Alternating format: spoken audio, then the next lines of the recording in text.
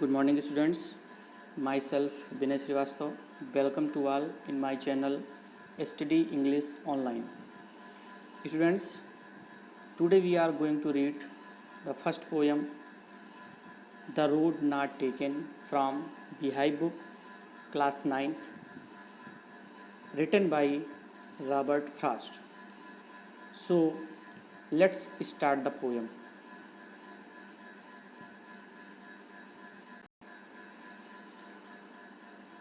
So, students, this is your first poem named The Road Not Taken, written by Robert Frost. सबसे पहले हम इस title के बारे में जानकारी करते हैं. इसका मतलब क्या होता है? द रोड नॉट टेकन, यानी वो रोड जिसे टेक नहीं किया जाता है, जिसे चुना नहीं जाता है. सबसे पहले अबाउट द पोएम, इसके बारे में देखते हैं क्या दिया गया है. This well known poem is about making choices and the choices that shapes us. ये जो वेल नोन पोएम है, बहुत ही परिचित पोएम है. ये किसके बारे में है? इज़ अबाउट मेकिंग चॉइसेस, ये हमारे चॉइसेस, ये हमारे विकल्प चुनाव के बारे में है. And the choices that shape us, और ऐसा चुनाव, ऐसी चॉइस जो हमें शेप करती है, जो हमें ढालती है, अर्थात जो हमारे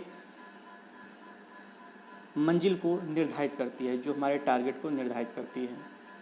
Robert Frost is an American poet who write simply but insightfully about common ordinary experiences.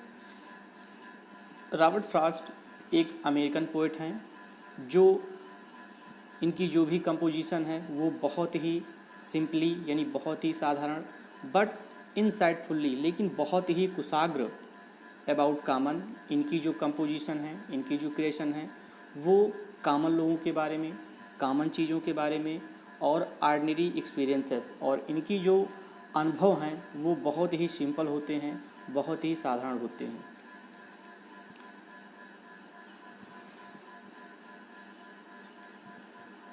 So let us start the stanza. Two roads diverged in a yellow route, and sorry I could not travel both, and be one traveler long I stood and looked down, one as far as I could, to where it went in the undergrowth. First stanza में देखते हैं two roots. यहाँ पर poet Robert Frost कहते हैं कि दो रास्ते डाइवर्ज्ड, यानी सेपरेट होते हैं, अलग होते हैं. इन आ येलो वुड, कहाँ? येलो वुड, पीले जंगलों में. इसका मतलब ये है कि यहाँ पर पोएट एक ऐसे डाइवर्जन पर खड़ा हुआ है जहाँ से दो रास्ते निकले हुए हैं, और वो रास्ते कैसे हैं?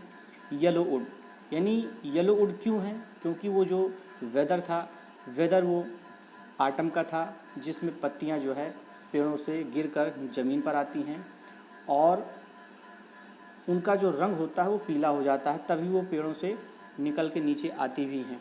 और इसी कारण से ये बताया गया है कि वो जो रास्ते हैं, उन रास्तों पर वो वृक्ष की पत्तियां जो है पीली होकर गिरी हुई हैं, जिससे पूरा जो शेप है वो पीले कलर का दिखाई पड़ता है. तो इसीलिए कहा गया है two roads डाइवर्ज्ड in a yellow would. दो रास्ते एक येलो वुड से क्या होते हैं? अलग होते हैं, सेपरेट होते हैं. And sorry I could not travel both, और वो सॉरी बोलता है, क्यों?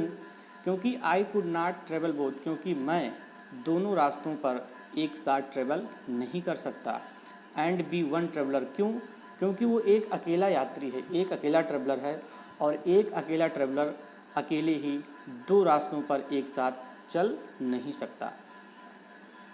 लॉन्ग आई स्टूड, और काफ़ी समय तक वो उसी डाइवर्जन पर खड़ा होता है. And looked down one as far as I could, और लुक्ड डाउन देखता है झुककर, लुक्ड डाउन झुककर देखता है, वन उनमें से एक रास्ते को, as far as I could, जहाँ तक कि मैं उस रास्ते को देख सकता था. To where it bent in the undergrowth, और कहाँ तक उसकी नज़रें पहुँचती हैं? इट बेंट, बेंट का मतलब यहाँ पर एक कर्व होता है, एक मोड़ होता है. इन the undergrowth, undergrowth means dense growth of trees, यानी घने वृक्ष. यानी वो रास्ता जंगलों से होकर जाता है और जहाँ पर घने वृक्ष होते हैं और घने वृक्षों के बीच से वो रास्ता जब कर्व करता है, मोड़ लेता है, तो पोएट की निगाह वहीं तक पहुंच पाती है और वहीं तक पोएट झुककर जब तक दिखाई पड़ता है तब तक वो वहाँ उस रास्ते को देखता रहता था। नेक्स्ट स्टेंजा पे चलते हैं। Then took the other just as fair and having perhaps the better claim because it was grassy and wanted wear though as for that the passing there had worn them really about the same. तब poet करता क्या है, टुक the other, वो एक दूसरे रास्ते को choose करता है, जस्ट एज फेयर, ये भी रास्ता पहले की तरह क्या होता है, फेयर यानी बेटर होता है, यानी जैसे पहला रास्ता अच्छा होता है उसके लिए, उसी प्रकार जिस रास्ते को वो चूज करता है वो भी रास्ता पहले जैसा क्या होता है, बेटर होता है। And having perhaps the better claim, और शायद परहैप्स शायद द बेटर क्लेम, उसने जो दूसरा रास्ता चुना वो एक बेटर क्लेम था, वो एक उसके लिए बढ़िया ऑप्शन था, अच्छा विकल्प था। बिकॉज इट वाज ग्रेसी, क्योंकि ये रास्ता बहुत ही ग्रेसी था, जिसमें घासी थी। एंड वांटेड वेयर, और वो वांटेड वेयर भी था, मतलब हैड नॉट बीन यूज्ड, यानी उस पर उसका इस्तेमाल भी बहुत कम किया गया था, मतलब उस रास्ते से लोग बहुत कम ट्रेवल किए हुए थे, इसलिए वो क्या था, वांटेड वेयर था। Though as for that the passing there, फिर भी यद्यपि as for that the passing there, जब वो उस रास्ते से पासिंग करता है यानी गुजरता है, had worn them really about the same, तब उसको ये दिखाई पड़ता है कि दोनों रास्ते वार्न है मीन्स कवर हैं, रियली अबाउट द सेम, दोनों एक जैसे हैं। जिस प्रकार जिस रास्ते पर पोएट चलता है वो ग्रेसी होता है, वांटेड वियर होता है, यानी ज़्यादा उस पर ट्रेवलिंग नहीं होती है, और जब बगल में देखता है दूसरा रास्ता तो उसको वो भी रास्ता उसी की तरह दिखाई पड़ता है जिस पर कि वो चल रहा होता है। अगला स्टैंजा देखते हैं। And both that morning equally lay in leaves no step had trodden black, oh I kept the first for another day, yet knowing how way leads on to way I doubted if I should ever come back.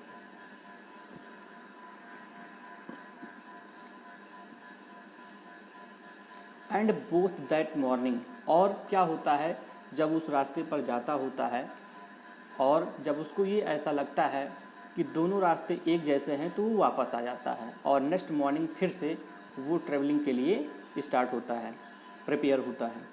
And both that morning equally ले, और फिर से वो उसी diversion पर पहुंचता है जहाँ से दो रास्ते सेपरेट होते हैं, और जब देखता है सुबह तो दोनों रास्ते इक्वली ले, दोनों रास्ते एक जैसे होते हैं, एक जैसे उसको दिखाई पड़ते हैं। In leaves no step had trodden black, जो उन रास्तों पर पत्तियां थी, नो स्टेप, उस पर कोई स्टेप नहीं था, मतलब उस पर कोई चला नहीं था। हैड ट्रोडन ब्लैक, और ट्रोडन का मतलब यहाँ पर क्रम्बल होगा, यानी अगर वो चलेगा तो उन जो लीव्स हैं, जो पत्तियां हैं, उनको क्रम्बल करेगा, उनको कुचलेगा, और जिनके कारण उनकी पत्तियों का कलर कैसा हो जाएगा, ब्लैक हो जाएगा। तो इसमें पोएट ये कह रहा है कि no leave in leaves no step had trodden black, कोई भी पत्तियां चलने से कुचलने से उनका रंग ब्लैक नहीं था। Oh I kept the first for another day, और फिर वो दूसरा रास्ता ही चुनता है और सोचता है कि अरे आई kept the first for another day, जो पहला रास्ता है वो उसे किसी अन्य दिन, किसी दूसरे दिन वो उसको क्या करेगा, ट्राई करेगा, अर्थात उस पहले रास्ते पर किसी दूसरे दिन वो जाएगा।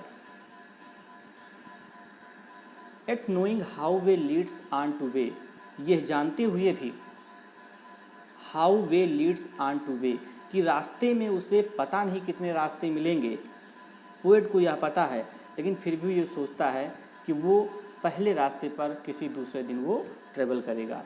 आई doubted if I should ईवर come back, उसे संदेह है, if I should ईवर come back, क्या वो इस रास्ते पर पुनः कभी वापस आ पाएगा या नहीं आ पाएगा।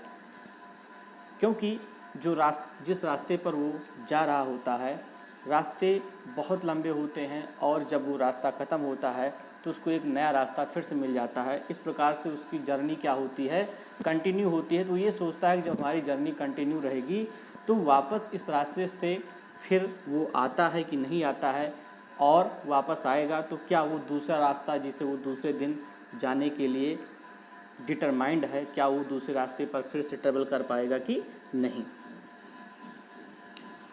नेक्स्ट स्टेंजा देखते हैं।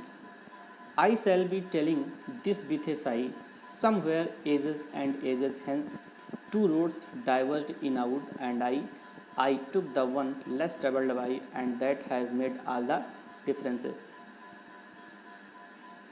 ये जो पोएम है इसका पूरा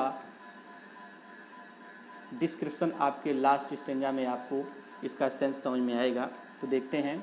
आई shall be telling this with a sigh, somewhere ages and ages hence. अब यहाँ पर पोएट अपने इस एक्सपीरियंस को इन फ्यूचर टाइम में सोच रहा होता है कि भविष्य में जब कभी वो उस अपने डेस्टिनेशन पर, अपने मंजिल पर जब वो पहुँच जाएगा तो उस समय वो अपने दोस्तों के साथ अपने उस पुराने एक्सपीरियंस को क्या करेगा, शेयर करेगा। कैसे शेयर करेगा। I shall be telling this with a sigh, मैं इस बात को एक गहरी सांस लेते हुए क्या करूँगा, टेलिंग बताऊँगा, somewhere ages and ages hence,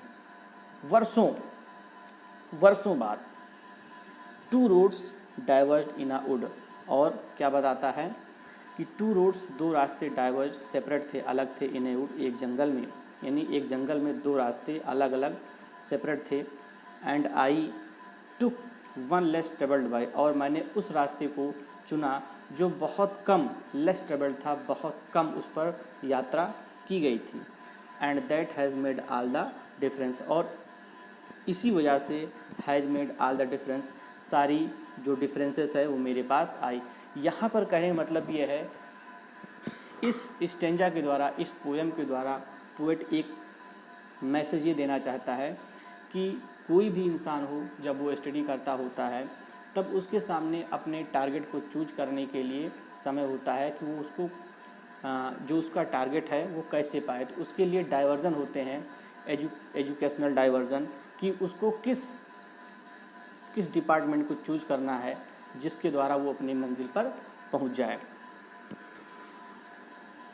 तो यहाँ पर पोएट ये बताना चाह रहा है कि वो भी उस रास्ते को चुनता है और चुनने के बाद वो अपनी मंजिल को तय करता है, और इसी वजह से and that has made all the differences, और इसी वजह से आज वो जहाँ पर है उसी अपने चुनाव की ही वजह से है, क्योंकि उसने सही मार्ग का चुनाव किया और आज वो एक अच्छी पोजीशन पर है।